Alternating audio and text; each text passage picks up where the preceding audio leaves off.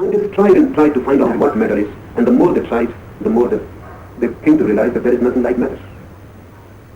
The matter was analyzed and found that it has disappeared. Nietzsche said just 100 years before that God is dead. And if God dead, there can be no consciousness, because God means the totality of consciousness. But just within 100 years' time, matter is dead. And now matter is dead not because religious people believe so. Now matter is dead because scientists have come to a definite conclusion that matter is just appearance. It appears because we cannot see very deeply. If we can see deeply, it disappears, and then energy is left. This phenomenon of energy, non-material energy, force, has been known by mystics since long. In the Vedas, in the Bible, in Quran, in Upanishads, all over the world, mystics have penetrated into existence, and they have concluded always that matter is just an appearance. Deep down, there is no matter, but energy. With this, now science agrees. But the mystics have said one thing more, and science has yet to agree with it. And science will have to agree with it. Those mystics have come to another conclusion also. They say when you penetrate deep in energy, energy also disappears and only consciousness remains. So these are three layers. Matter, the first layer, the surface. If you penetrate the surface, then the second layer becomes apparent. You can perceive the second layer, which is energy. And if you penetrate energy, then the third layer becomes illumined, and the third layer is consciousness. In the beginning, science said they are just dreaming, because we see only matter and nothing else. Then science tried to penetrate, and mystics' second layer was affirmed, that matter is just apparent. Deep down, it is nothing but energy. Now mystics have another claim also, that they penetrate more into energy, and energy also disappears, and there remains only consciousness. That consciousness is God. That is the deepest, most core. If you penetrate in your body, these three layers are there. Just on the surface is your body. Body looks material. But deep in body there are currents of life, prana, vital energy. Without that vital energy, your body will just be a corpse. It is alive with something flowing in it. That flowing something is energy. But deep, still deep, you are aware. You can witness your body, your vital energy, you can witness both. That witnessing is your consciousness. Every existence has three layers. The deepest is the witnessing consciousness. Just in the middle is vital energy. And just on the surface is matter, material body. This technique says this consciousness exists as each being and nothing else exists. What you are, who you are. If you close your eyes and try to find out who you are, ultimately you are bound to come to a conclusion that you are consciousness. Because everything else may belong to you, but you are not that. The body belongs to you. But you can be aware of the body. And that which is aware of the body becomes separate. The body becomes the object of knowledge, and you become the subject. You can know your body. Not only you can know, you can manipulate your body. You can activate your body, or you can make inactive. You are separate.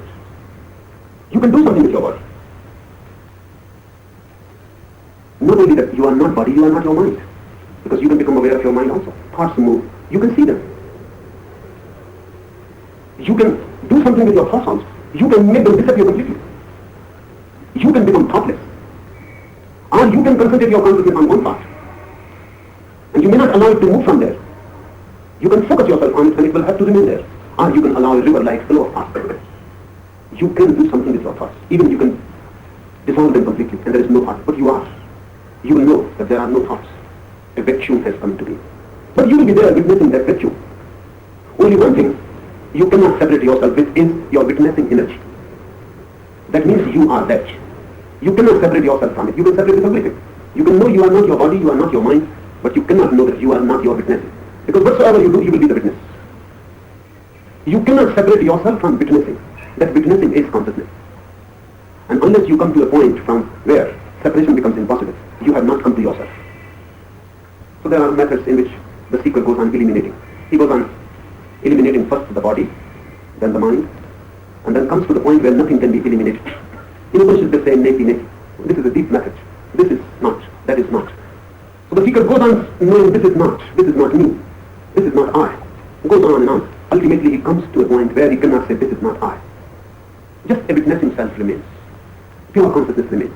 This pure consciousness exists as each being. Whatsoever is in existence is just a phenomenon of this consciousness. just a wave, a crystallization of this consciousness, and nothing else exists. But this has to be felt. Analysis can be helpful, intellectual understanding can be helpful, but this has to be felt, that nothing else exists. Only consciousness exists.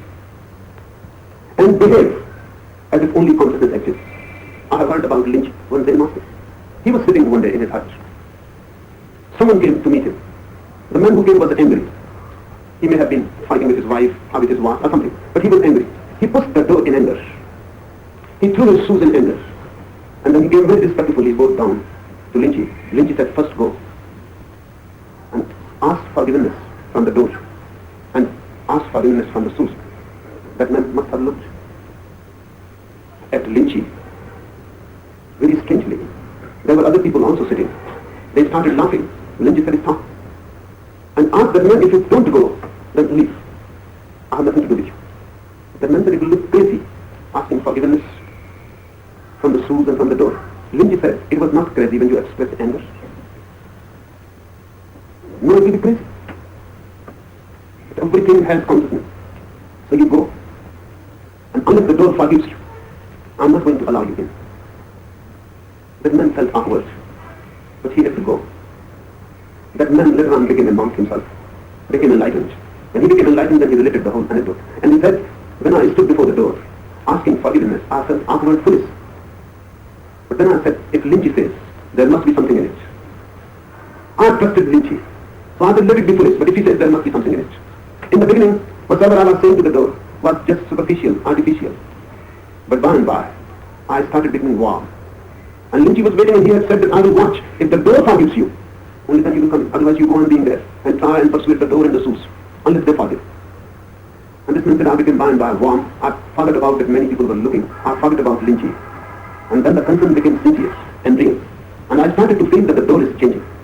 And the shoes are changing their mood.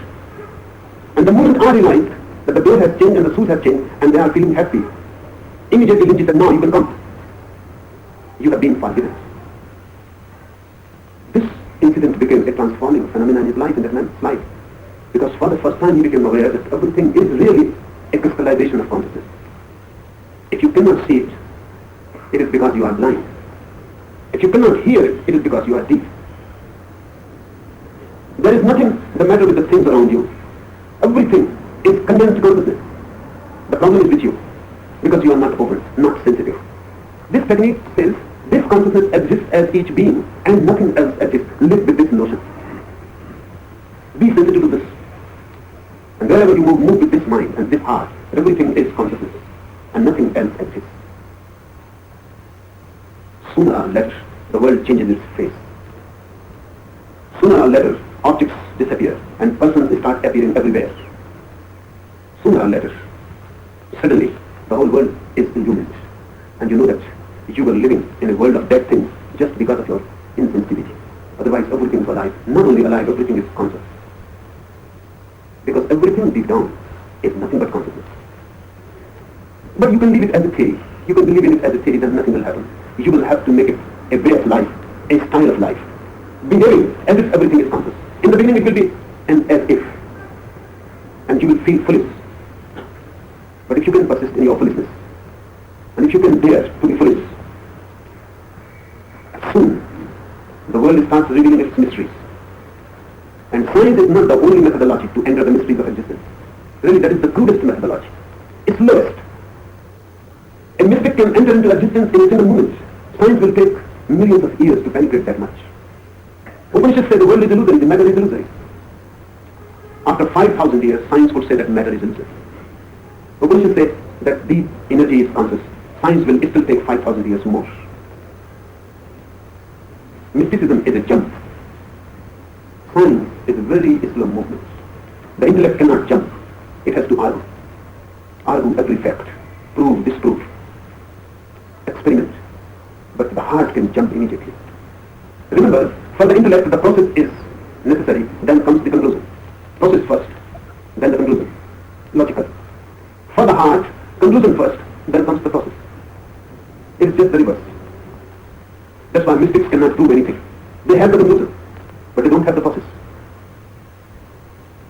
You may not be aware, you may not have noticed it, that mystics simply talk about conclusions. If you read Upanishads, then you will find only conclusions. When for the first time they were translated into Western languages, Western philosophers couldn't see the point, because there was no argument. Upanishads say there is Brahma. Without any argument, how you reach to this conclusion? What is the proof? On what premise you declare there is Brahma? They don't talk anything. They simply come to the conclusion. The heart reaches to the conclusion immediately. And then, when the conclusion is reached, you can create the process. That is the meaning of theology. Mystics reach the conclusion and theologians create the process. So Jesus reaches the conclusion and then theologians, St. Augustine, Thomas Aquinas, they will go on creating the process. That is secondary. The conclusion has been reached. Now you have to find out proofs. The proof is in the life of the mystic. He cannot argue about it. He himself is the proof if you can see. If you cannot see there is no proof, then religion is absurd. Don't make these techniques theories, they are not. They are jumps into experience, jumps into conclusion. Third technique, this consciousness is the spirit of guidance of each one, be this one. This consciousness is the spirit of guidance of each one, be this one. First thing, you have the guide within you, but you don't use it.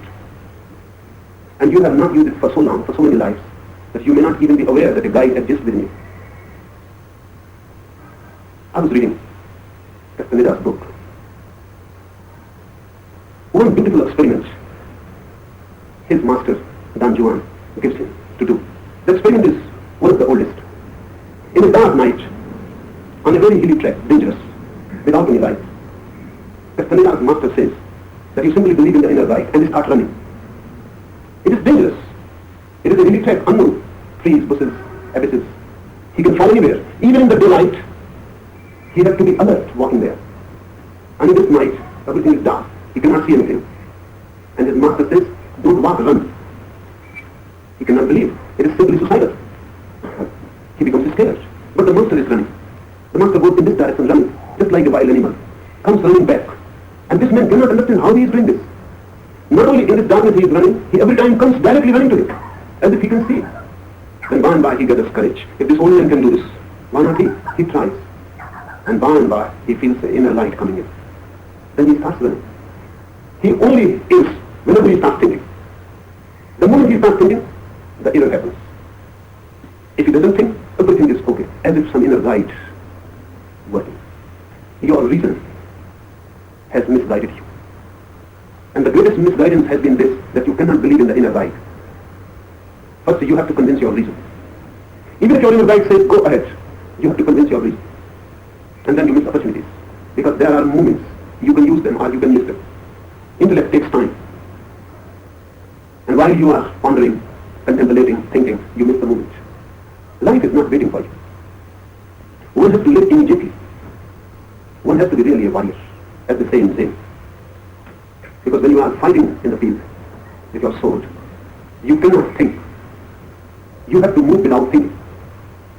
Zen masters have used sword as a technique for meditation.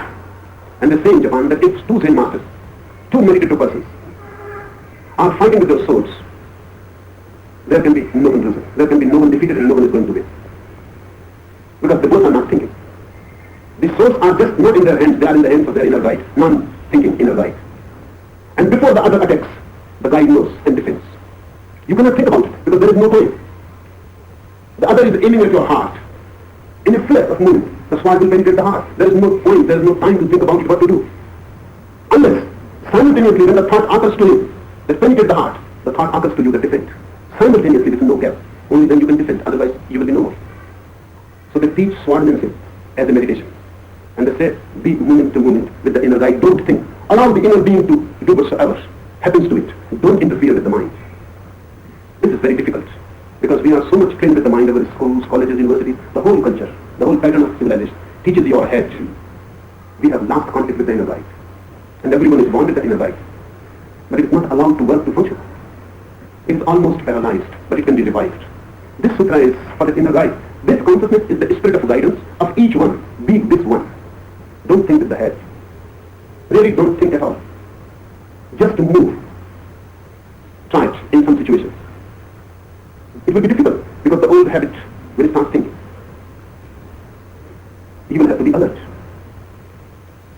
Not to think. But feel inwardly what is coming to the mind. You may be confused many times because you will not be able to know whether it is coming from the inner light or from the surface of the mind. But soon you will know the feeling, the difference. When something comes from the inner, it comes from your navel upwards. You can feel the flow, the warmth coming from the navel upwards. Whenever your mind thinks, it is just on the surface in the head, and then it goes down. If your mind decides something, then you have to force it down. If your inner guide decides, then something bubbles up in you. It comes from the deep core of your being towards the mind. The mind receives it, but it is not of the mind. It comes from beyond. And that's why mind is scared about it. It is not reliable to the reason. Because it comes from the behind without any reason with it, without any proofs. It simply bubbles up.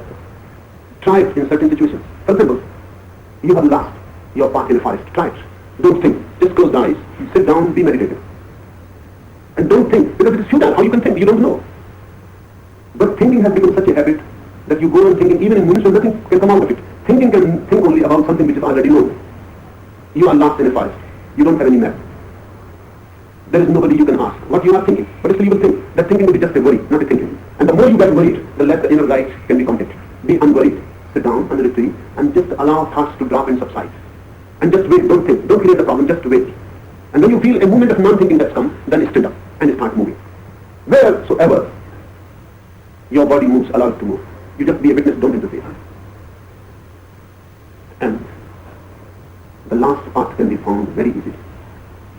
But the only condition is don't interfere with the mind. This has been happening many times unknowingly also.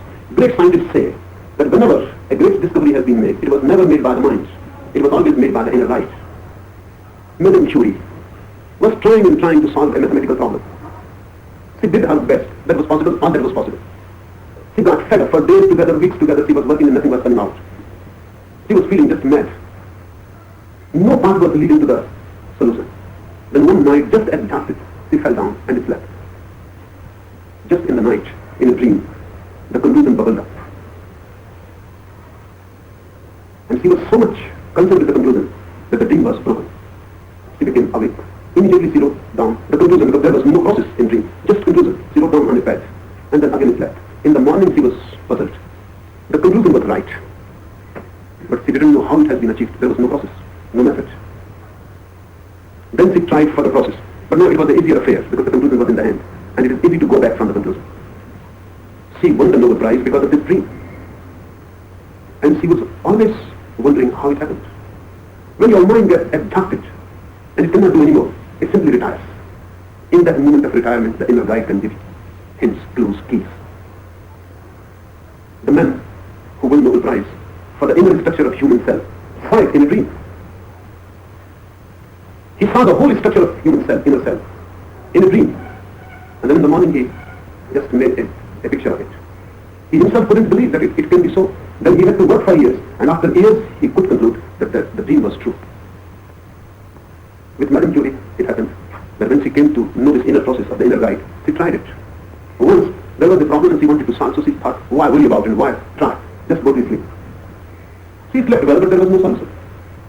So she was puzzled. Many times she tried. Immediately there was any problem, she will go to sleep, but there was no solution. First the intellect has to be tired completely. Only then it can bubble up. The head has to go completely exhausted. Otherwise it goes on functioning even in the dream. So, now scientists say that all the great discoveries are intuitive, not intellectual. This is what is meant by the inner life. This consciousness is the spirit of guidance of each one. Be this one. Lose the head. And drop into this inner guide. It is there. All the scriptures say, the master or the guru, the outer guru, can be helpful only to find out the inner guru. That's all. Once the outer guru has helped you to find the inner guru, the function of the outer guru is no more. You cannot reach to the truth through a master. You can reach only to the inner master through a master. And then the inner master will lead you to the truth. The outer master is just a representative, a substitute. He has his inner guide. And he can feel your inner guide also. Because they both exist in the same way. They both exist in the same tuning, in the same dimension. If I have found my inner guide, I can look into you and can feel your inner guide. And if I am really a guide to you, all my guidance will be to lead you to our inner guide. Once you are in contact with the inner guide, I am no more needed. Now you can move alone. So all that a guru can do is to push you down from your head to your navel, from your reasoning to your intuitive force, from your argumentative mind to yours. Just to guide. And this is not that this is only with human beings. This is so with animals, with birds, with trees, with everything. The inner guide exists. And many new phenomena have been discovered which are mysteries. There are few physics. The mother dies immediately the moment she puts the egg. And then the father helps the egg to be fertilized. And then the father dies. The egg remains alone, without mother and without father. It matures. A new fish is born. This fish doesn't know anything about father, mother, parents. He doesn't know from where they came. And this particular fish lives in a particular part of sea. This new child will move to that part from where the mother and father had come to lay the eggs on this bank. This will move to the source. And this has been happening. And again, when she wants to lay an egg, she will come to this bank, lay the egg and die. So no communication between parents and their children. But their children somehow know where they have to go, where they have to move, and they never miss. And you cannot misguide them. It has been tried to misguide, but you cannot misguide them. They will reach to the source. Some inner guide working. In Soviet Russia, they were experimenting with cats, with rats, and with many small animals. A cat, a mother cat, was just put on the bank of a river. And her children were taken deep down into the sea. There was no possibility of any communication from the deep sea. What is happening to her children? And every type of scientific instrument was attached to the cat to know what is going on within her mind and her heart. And then her children, one children was killed deep in the sea. Immediately, the mother became aware. Her blood rate changed. She became puzzled and worried. Heartbeat increased. Immediately, the child was killed there. Immediately. And the scientific instrument said that she is feeling serious pain. Then everything was okay. Then another child was killed again. Then the third child was killed and again. And every time exactly, without any time gap. What is happening? Now, Soviet scientists say the mother has an inner right, an inner feeling center. And that is joined with her children, wherever they are. And she immediately feels a telepathic relationship.